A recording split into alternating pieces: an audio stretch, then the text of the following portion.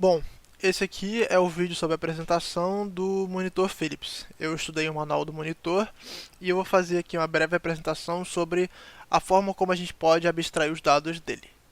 Nessa apresentação eu vou falar sobre, mais especificamente, a gestão de pacientes, as tendências, os alarmes e os módulos internos que são pré-configurados no monitor. Entrando agora na gestão de pacientes, que é o primeiro assunto abordado e possivelmente o mais importante, o monitor ele armazena os dados do paciente, independente dos sinais vitais guardados. Esses dados eles são adicionados no monitor no momento que o paciente é admitido no hospital, o que cria uma internação. E esses dados vão persistir no monitor até que ocorra uma liberação, e assim os dados vão ser apagados. Os principais dados que eu identifiquei de cada paciente são o tipo de paciente, o nome, o segundo nome, o sobrenome, o sexo, a data de nascimento, a altura em centímetros, o peso em quilos, o departamento em que ele se encontra, o timestamp da internação ou data, a detecção de marca-passo, ou seja, se ele tem ou não o marca-passo, e os identificadores, que são os identificadores de internação, localização, o identificador do paciente e o identificador do operador do monitor. A parte mais importante sobre a gestão de pacientes é que a gente consiga, no nosso sistema, englobar os dados que estão dentro do monitor e, assim, não ter nenhum tipo de discrepância. Falando sobre as tendências. As tendências são os dados capturados a partir do momento que o paciente é internado até o momento da sua liberação. Essas tendências vão prover os dados para a gente consumir na nossa aplicação. O monitor vai indicar se a exportação de tais tendências está ligada com a cor verde ou desligada com a cor branca, e se houve algum tipo de erro na exportação das tendências, com a cor azul. Existem dois tipos de exibição de tendências. O primeiro deles é a tendência tabular, que é uma forma de visualização da tendência em forma de tabela, em que os parâmetros aparecem de forma evolutiva. O registro entre os intervalos é configurado e eles constantemente vão mudando. Outro tipo de tendência é a tendência gráfica. Nada mais é do que a representação gráfica dos dados obtidos. Essa tendência gráfica é o que muitos de vocês já devem ter visto e é o que aparece no monitor quando os sinais vitais estão sendo monitorados. Outro ponto importante sobre o monitor são os alarmes. Para cada parâmetro ou medição feita, pode ser criado um alarme que vai analisar a variação desse parâmetro.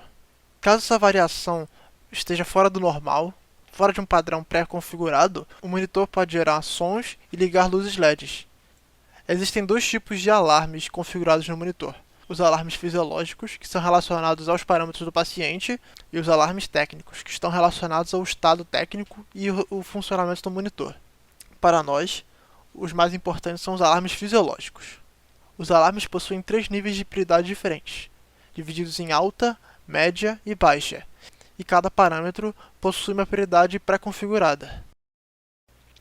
Agora, vamos falar dos 8 módulos internos pré-configurados. Cada um deles possui uma grande quantidade de controles, que são as diferentes formas de medição, e os parâmetros, que são as medidas exportadas e que vão ser consumidas pela aplicação dos sinais vitais. O ECG, eletrocardiograma, mede a quantidade de batimentos cardíacos a partir da contração do coração. O único parâmetro que o ECG gera é a frequência cardíaca, medida em batimentos por minuto. Outro módulo interno é a medição de temperatura, que mede a temperatura corporal do paciente. Nesse módulo, são analisados dois parâmetros, que são duas medidas de temperatura, T1 e T2. O próximo módulo é o de respiração, que mede a respiração pulmonar do paciente, e tem como único parâmetro o RESP, que indica o número de respirações por minuto. O módulo pressão arterial não invasiva mede a pressão sanguínea do paciente de maneira externa. Os parâmetros da pressão arterial não invasiva são pressão sistólica, pressão diastólica e pressão média. A oximetria de pulso mede a saturação do oxigênio no sangue. Os parâmetros da oximetria de pulso são a saturação de O2, o índice de perfusão e o pulso, batimentos por minuto, que é a mesma medida do ECG. A capnografia mede a quantidade parcial de gás carbônico, CO2, contida no sangue. Os seus parâmetros são concentração de CO2, frequência respiratória e CO2 inspirado. A pressão arterial invasiva mede a pressão sanguínea do paciente de maneira interna, obtendo mais precisão do que a não invasiva.